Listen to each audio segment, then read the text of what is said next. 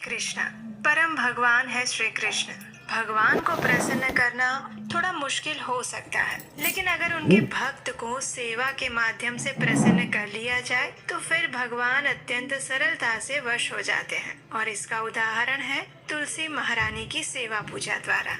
भगवान स्वयं इस बात की पुष्टि करते हुए कहते हैं कि मैं अपने भक्तों के वश में हूँ। तो अगर भगवान को वश में करना है तो सबसे पहले उनके भक्तों की सेवा करके उन्हें प्रसन्न करना होगा। और जब बात आए उनके शुद्ध भक्तों की, तो उसमें तुलसी देवी को हम कैसे भूल सकते हैं। और इसी कारण से इस कार्तिक मास में तुलसी देवी की पूजा, आराधना, अर्चना करके हम भगवान श्री हरि को प्रत्यक्ष रूप से प्रसन्न कर सकते हैं। और यही कारण है कि इस समय हम कार्तिक महात्म्य श्रृंखला में तुलसी महारानी की विशेष महत्व कथाओं का श्रवण कर रहे हैं। तो चलिए हमारी इसी कथा श्रृंखला को आगे बढ़ाते हुए सुनते हैं आज की तुलसी महारानी के महात्म्य की विशेष कथा। इस्कॉन के संस्थापक आचार्य एसी भक्ति वेदांत स्वामी श्रील प्रभुपाद जी, उन्होंने 70 वर्ष की आयु में अमेरिका जैसे विदेश में जाकर कृष्ण भावनामृत की एक अखंड ज्योत जलाई। और उस ज्योत के प्रकाश में उनके पास अनेक शिष्य समुदाय उपस्थित हुए। और उन शिष्य समुदायों में से एक थे श्रील गौर गोविंद स्वामी महाराज। एक समय श्रील गौर गोविंद स्वामी महाराज ने बताया कि श्री चैतन्य महाप्रभु ने कहा है कि मैं युग धर्म नाम संकीर्तन का स्वयं उद्घाटन करूंगा। मैं प्रेममयी भक्ति के चारों रसों को आत्मसात करते हुए इस विश्व को भाव आवेश में नृत्य करवाऊंगा। अब देखिए, इस गौर लीला में यानी कि जब भगवान श्री चैतन्य महाप्रभु बनकर आते हैं तो उसमें उन्होंने शांत रस को अलग कर दिया था। वे कहते हैं कि मैं स्वयं इस धरातल पर जाऊंगा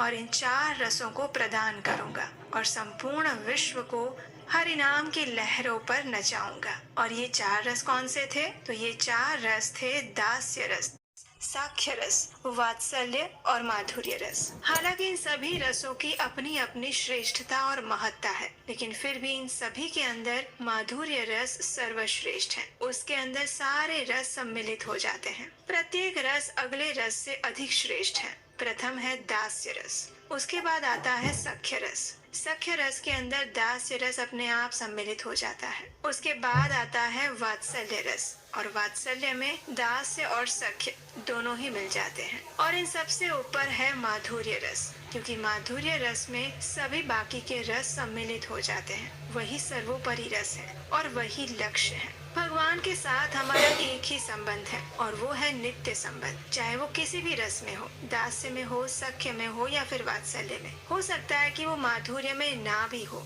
लेकिन हमारी इच्छा और आकांक्षा ऐसी होनी चाहिए कि आखिरी रस यानी कि अंतिम रस माधुर्य को हम कैसे प्राप्त कर पाए। और इसी वजह से हम तुलसी देवी की पूजा आराधना करते हैं, ताकि माधुर्य रस के नाम पर वर्तमान समय में जो प्रपंच चल रहा है, जो मानसिक मनोभाव और अपने तथाकथित मन घड़न तरीके से भगवान के साथ अपने संबंध जोड़ने की बातें की जाती हैं, ऐसे भावुक लोगों से हम बच सके। और जो शास्त्रों से प्रमाणित नहीं है, जो गुरु के निर्देशन में नहीं है, ऐसे कार्य हम कदापि ना करें। तो इन सभी भावुकताओं से बचने के लिए हमें तुलसी महारानी की शरण ग्रहण करनी चाहिए। एक समय श्रील गौर गोविंद स्वामी महाराज के एक शिष्य ने उनसे पूछा कि महाराज, लोगों की ये गलत धारणा है कि ये जो तुलसी आरती हम प्रतिदिन गा रहे हैं वो सिर्फ स्त्रियों के लिए है, क्योंकि उसमें दासी शब्द का प्रयोग किया गया है। तो इसके उत्तर में महाराज जी ने कहा, नहीं, ये सत्य नहीं है। जीव मात्र प्रकृति है, यानी कि स्त्री के समान। पुरुष तो मात्र एक है और वो है श्री कृष्ण। कृष्ण ही एकमात्र पुरुष है, बाकी सभी स्त्री के समान है, यानी कि वे प्रकृति हैं। और प्रकृति का अर्थ है स्त्रीलिंग, वो पुल्लिंग नहीं हो सकता।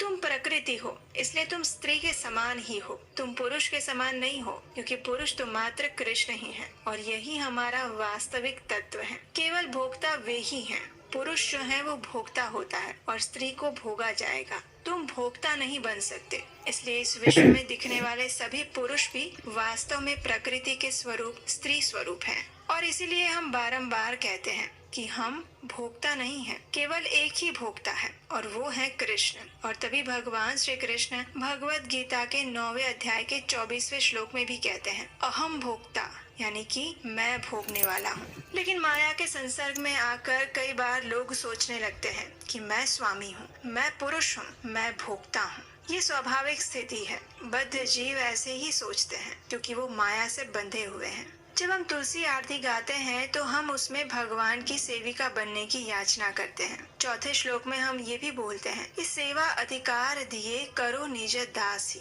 कृपया मुझे अपनी सेवा करने का और आपकी सेविका बनने का अधिकार दीजिए और तभी मैं व्रज के कुंजों में प्रवेश कर पाऊंगी, सेवा कर पाऊंगी, अन्यथा मैं प्रवेश करने का अधिकार नहीं प्राप्त कर सकता। और ये वस्तु अर्थात आखिरी माधुर्य रस को प्राप्त करने के लिए की गई प्रार्थना है। इस प्रकार सोचते हुए हम ये इच्छा प्रकट करते हैं कि यदि आप इसे पाने के योग्य हैं, यदि आप इतने जिज्ञासु हैं, इतने अधिक उत्सुक हैं, तो आपको सदैव प्रार्थना करते रहनी चाहिए कि हे तुलसी महारानी, हमें आपकी दासी बनने का अवसर प्रदान कीजिए। अगर तुलसी देवी आपकी अभिलाषा पूर्ण कर देती हैं, तो आपका रस भी बदल जाएगा, यानी आप चाहे जिस किसी भी रस में हो, दास्य, सख्य या वात्सल्य, लेकिन अंत में वो माधुर्य में परिणित हो जाएगा।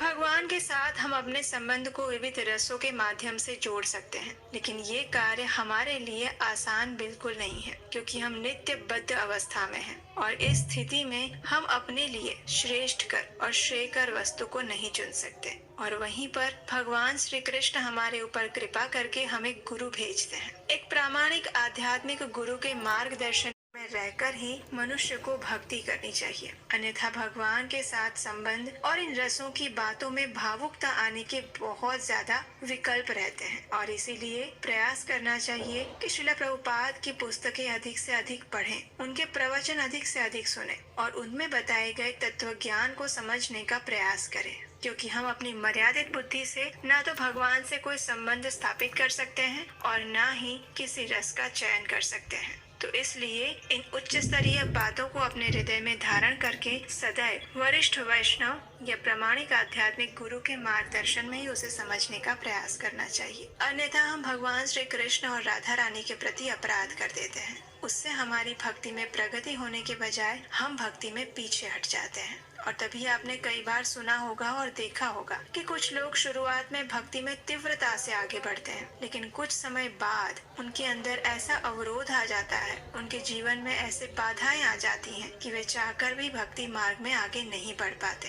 तो इसलिए इन अपराधों से सदैव बचकर रहना चाहिए। भगवान के प्रति किए गए अपराध भगवान फिर भी क्षमा कर देते हैं, लेकिन उनके भक्तों के प्रति किए गए अपराध को भगवान कभी भी क्षमा नहीं करते। और राधा रानी और तुलसी महारानी उनकी सबसे प्रिय भक्त है। तो इसलिए भक्ति यात्रा के इस शुरुआती तबक्के में हमें प्रयास करना चाहिए कि हम अपने आप को राधा रानी, तुलसी महारानी और समस्त वैष्णव जनों का तुच्छ से तुच्छ सेवक समझकर उनकी नित्य सेवा में संलग्न होने का प्रयास करें और भगवान से यही अभिलाषा प्रकट करें। गुरु के निर्देशन में ये करने से भी हमारा जीवन सफल हो जाएगा, क्योंकि एक प्रामाणिक और आध्यात्मिक गुरु हमें श्री कृष्ण के पास लेकर जा सकते हैं। तो ये थी आज की कार्तिक महात्म्य विशेष तुलसी महारानी की विशेष पौराणिक कथा। अगर आपको आज की ये वीडियो अच्छी लगी है, उसमें अगर लगा है आपको कि इसमें आपको प्रमाणभूत जानकारी मिली है, कुछ नया सीखने को मिला है, तो हमें कमेंट करके जरूर बताइएगा और इस वीडियो को लाइक करना मत भूलिएगा।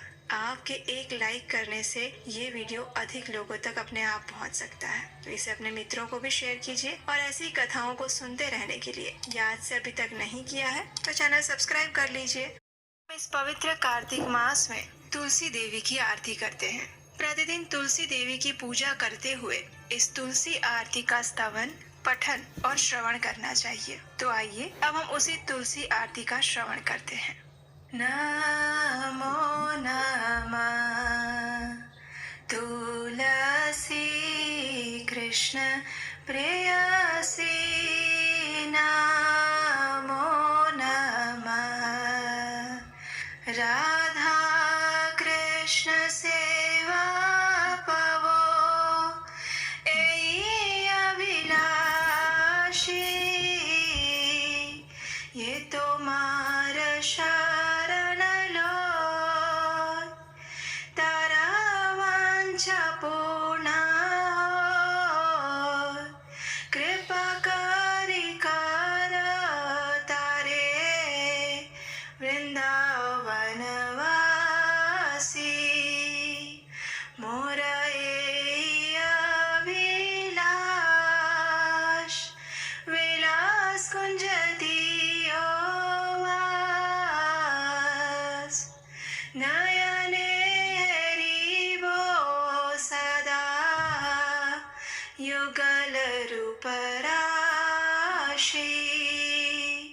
एहि निवेदन धरा सखीर अनुगत करो सेवाधिकार दिए करो निज दासी दीन कृष्ण दासे कहे एहि न मोरा श्री राधा गोविंद प्रेमे सदा येन भासी तुलसी कृष्ण प्रेयसी नमो नमः तुलसी कृष्ण प्रेयसी नमो नमः।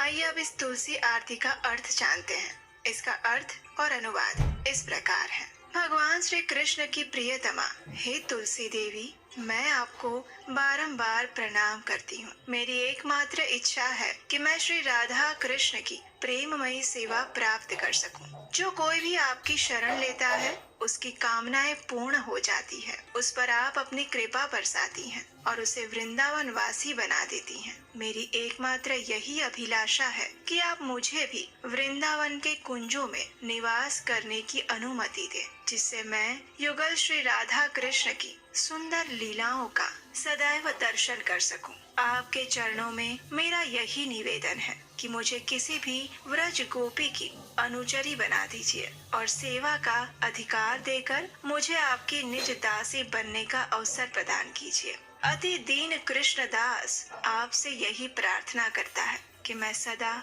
सर्वदा श्री श्री राधा गोविंद के प्रेम में डूबा रहूं। इस प्रकार तुलसी आरती करने के बाद अब समय है तुलसी देवी की प्रदक्षिणा करने का। और इस तुलसी देवी की प्रदक्षिणा करते समय आप इस मंत्र का उच्चारण कर सकते हैं। यानि कानि च पापानि ब्रह्म हत्यादिकानि च तानि तानि प्राणशन्ति प्रदक्षिणा पदे पदे। इसका अर्थ ये होता है कि जो भी व्यक्ति तुलसी महारानी की प्रदक्षिणा करता है तो उस प्रदक्षिणा के दौरान पद पद पर उसके समस्त ब्रह्म हत्यादि जैसे बड़े बड़े पापों का भी नाश हो जाता है। तो इस प्रकार इस कार्तिक मास में आप तुलसी पूजन और प्रदक्षिणा कर सकते हैं। चलिए अब हम इस पवित्र दामोदर मास यानी कार्तिक मास में तुलसी देवी के स्तोत्र का पाठ करते हैं, जिसकी रचना श्री पुंडरीक दास द्वारा की गई है।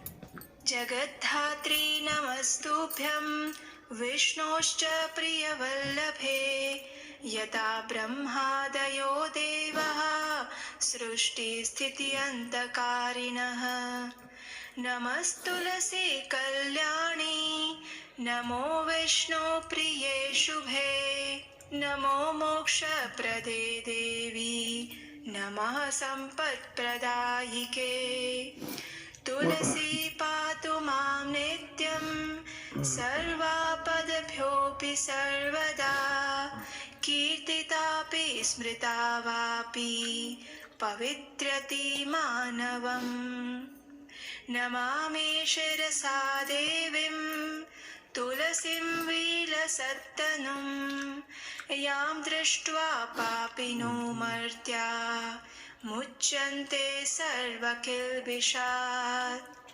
तुलस्या रक्षितं सर्व जगत्ते तुच्चराचरं या विनिहन्ति पापानि दृष्ट्वा वा पापिभिर्नरैः नमस्तुलस्यतीतराम्य स्यैबद्धवाञ्जलिं कलौ कलयन्ति सुखं सर्वं स्त्रियो वैश्यास्तथा परे तुलस्या न परं किञ्चित् दैवतं जगति तले यथा पवित्रितो लोको विष्णु संगेन वैष्णवः तुलस्याः पल्लवं विष्णोः शिरस्यारोपितं कलौ आरोपयति सर्वाणि श्रेयांसि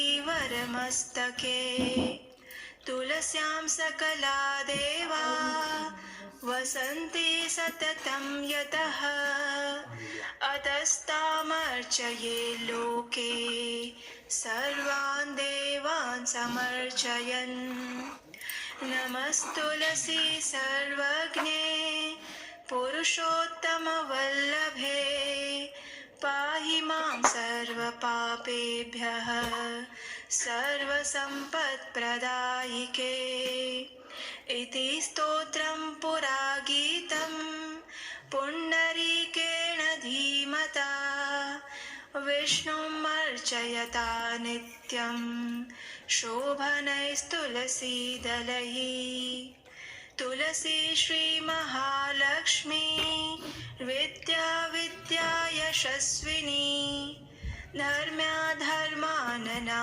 देवी देवी देव मनः प्रिया लक्ष्मी प्रिय सखी देवी द्यौर्भूमिरचला चला षोडशैतानि नामानि तुलस्या कीर्तयन् नरः लभते सुतरां भक्तिम् अन्ते विष्णुपदं लभेत् तुलसी भूर्महालक्ष्मीः पद्मिनी श्रीहरिप्रिया तुलसी श्रीसखी शुभे पापहारिणि पुण्यदे नमस्ते नारद नूते नारायण मनः प्रिये। आइए अब इस तुलसी स्तोत्र का अनुवाद और भावार्थ समझते हैं। श्रीमती तुलसी देवी ब्रह्मांड की माता और भगवान विष्णु की परम प्रिय संगिनी है, जिनके कारण ब्रह्मा आदि देवता सृजन, पालन और संहार के कार्य संपन्न करते हैं। हे श्रीमती तुलसी देवी, मैं आपको दंडवत प्रणाम करता हूँ। आप सद्गुणी हैं, कल्याणकारी हैं और भगवान विष्णु को प्रिय है। आप धन, संपत्ति और मुक्ति प्रदान करने वाली हैं। श्रीमती तुलसी देवी प्रत्येक स्थिति में समस्त विपदाओं से निरंतर मेरी रक्षा करें। आपकी स्तुति और मात्र स्मरण करने से ही लोगों को पवित्र कर देता है। मैं श्रीमती तुलसी देवी को शीश झुकाकर प्रणाम करता हूँ, जिनका तेजवान और दमकदार रूप, जिसको देखकर पापी नश्वर मनुष्य समस्त दोषों से मुक्त हो जाते हैं। समस्त चर और अचर वस्तुओं सहित इस संपूर्ण जगत की श्रीमती तुलसी देवी रक्षा करती है, जिनके केवल दर्शन मात्र से ही पापी व्यक्तियों के पाप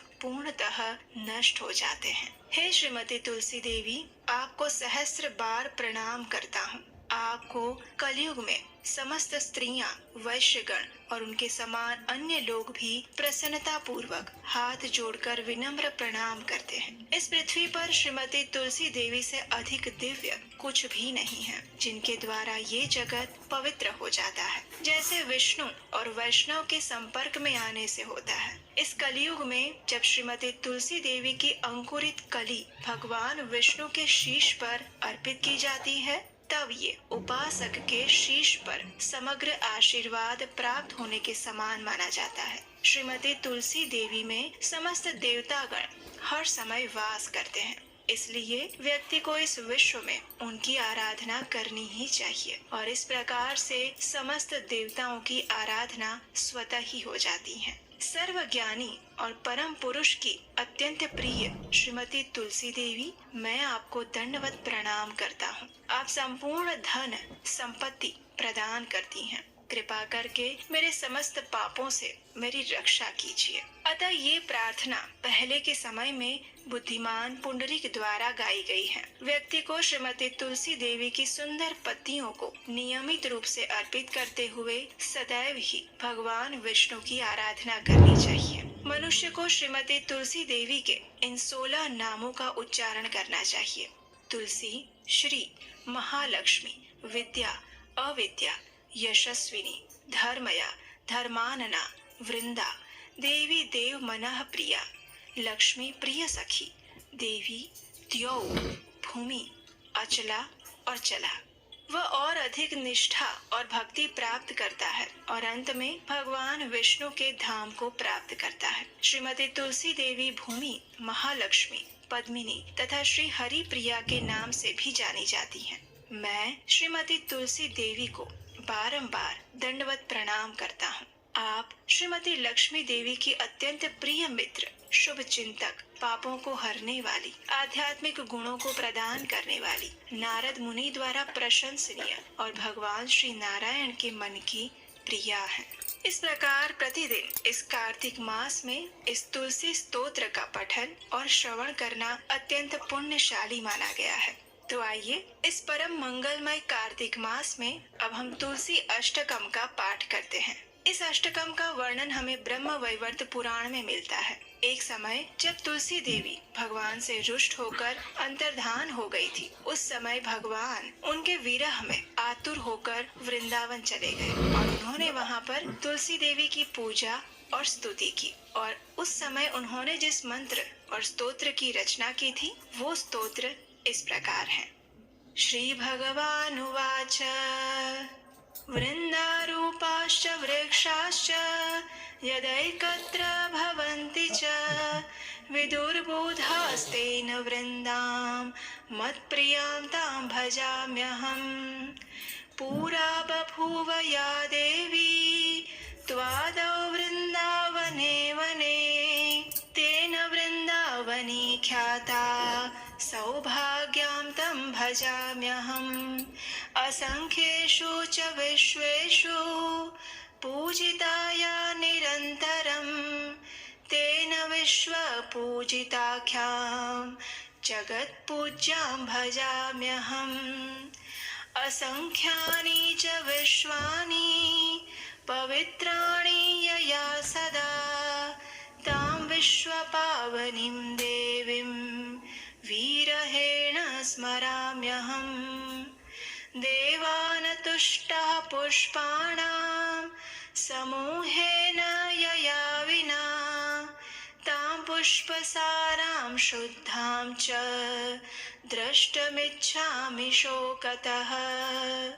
विश्वे यत्प्राप्तिमात्रेण भक्तानन्दो भवेत् ध्रुवम्। नन्दिनी तेन विख्याता सा प्रीता भवता धीमे। यस्या देव्यास्तुला नास्ति विश्वेषु निखिलेषु च तुलसी तेन विख्यातां यामि शरणं प्रियाम्। कृष्ण जीवन रूपाया शश्वत्प्रियतमा सती तेन कृष्ण जीवनीति मम रक्षतु जीवनम्। मम रक्षतु जीवनम्। आइए अब हम इस तुलसी अष्टकम का अर्थ जानते हैं। श्री भगवान ने कहा, जब वृंदा रूप वृक्ष एकत्र होते हैं तब वृक्ष समुदाय अथवा वन को बूढ़जन वृंदा कहते हैं। ऐसी वृंदा नाम से प्रसिद्ध अपनी प्रिया तुलसी की मैं उपासना करता हूँ, जो देवी प्राचीन काल में वृंदावन में प्रकट हुई थी, अतएव जिसे वृंदावनी कहते हैं। उस सौभाग्यवती देवी की मैं उपासना करता हूँ, जो असंख्य वृक्षों में निरंतर पूजा प्राप्त करती हैं, अतः जिनका नाम विश्व पूजिता पड़ा है, उस जगत पूज्या देवी की मैं उपासना करता हूँ। हे देवी, जिसने सदा अनंत विश्वों को पवित्र किया है, उस विश्व पावनी देवी का मैं विरह से आतुर होकर स्मरण करता हूँ, जिसके बिना अन्य पुष्प समूहों के अर्पण करने पर देवता प्रसन्न नहीं होते। ऐसी पुष्प सारा, पुष्पों में सार भूता शुद्ध स्वरूपिणी तुलसी देवी का मैं शोक से व्याकुल होकर दर्शन करना चाहता हूँ। संसार में जिसकी प्राप्ति मात्र से भक्त परम आनंदित हो जाता है, इसलिए नंदिनी नाम से जिसकी प्रसिद्धि है, वे भगवती तुलसी देवी अब मुझ पर प्रसन्न हो जाए। जिस देवी की अखिल विश्व में कहीं तुलना नहीं है, अतएव जो तुलसी कहलाती है, उस अपनी प्रिया की मैं शरण ग्रहण कर रहा हूँ। वह साध्वी तुलसी वृंदा रूप से भगवान श्री कृष्ण की जीवन स्वरूपा है और उनकी सदा प्रियतमा होने से कृष्ण जीवनी नाम से विख्यात है। वो देवी तुलसी मेरे जीवन की रक्षा करे। इस अष्टकम की रचना स्वयं भगवान श्री कृष्ण द्वारा की गई है, तो इससे हम समझ सकते हैं कि ये कितना पुण्य प्रदायक और मंगलकारी है। और इस कार्तिक मास में इसका प्रतिदिन पठन या श्रवण करने से मनुष्य के पूर्व जन्मों के सभी पाप तो नष्ट हो ही जाते हैं, लेकिन उसे वृंदा देवी की विशेष कृपा प्राप्त होती है। और कहा जाता है कि भगवान के धाम यानी गोलोक वृंदावन में यदि प्रवेश करना है तो श्रीमती तुलसी देवी की आज्ञा के बिना वो संभव नहीं हो सकता। इसलिए श्रीमती तुलसी देवी की कृपा प्राप्त करने के लिए इस कार्तिक मास में प्रतिदिन इस अष्टकम पाठ का श्रवण या पठन करना चाहिए। हरे कृष्णा।